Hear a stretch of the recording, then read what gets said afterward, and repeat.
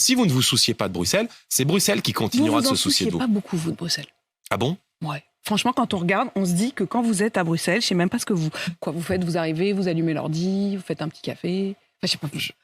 Il n'y a pas beaucoup de traces. Et vous faites quoi quand vous arrivez à la rédaction ici? Je me vous mets à faites bosser. un café. Je peux vous dire qu'en plus, comme il est très très tôt, en général, quand j'arrive, chaque minute compte. Si je vous dis ça, c'est parce qu'en 5 ans, vous avez déposé 21 amendements.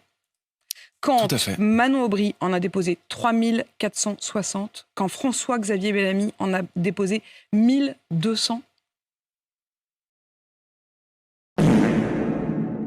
On peut légitimement se demander ce que Jordan Bardella fait de son temps à Bruxelles. Il semble que son quotidien se résume à allumer son ordinateur et prendre un café. Car en termes de résultats concrets, ça reste plutôt maigre. En 5 ans, il n'a déposé que 21 amendements. Alors qu'en comparaison, François-Xavier Bellamy en a déposé 1200. Ce manque de productivité illustre parfaitement l'imposture de l'extrême droite, qui se nourrissent de la haine, de la peur et du racisme. Des valeurs totalement opposées à la liberté, l'égalité et la fraternité, des valeurs qui représentent la France. Même si je diffuse des milliers de vidéos qui montrent que Bardella est un imposteur paresseux, cela ne changerait rien pour ses partisans. Ils votent pour le Rassemblement national par principe, convaincus que ce parti va s'en prendre aux Noirs, aux Arabes, aux quartiers ou je ne sais quoi encore. On pourrait aussi analyser très facilement, très rapidement les bilans désastreux des maires RN en poste, mais beaucoup préfèrent fermer les yeux, car le discours de ce parti résonne avec leur ignorance profonde. C'est pour ça que le programme économique et social du RN est quasi inexistant, reposant seulement sur le populisme et la recherche de boucs émissaires en période de crise. Il n'y a vraiment aucun argument valable pour soutenir Bardella. À chaque débat, il montre qu'il est incapable de discuter politique sérieusement.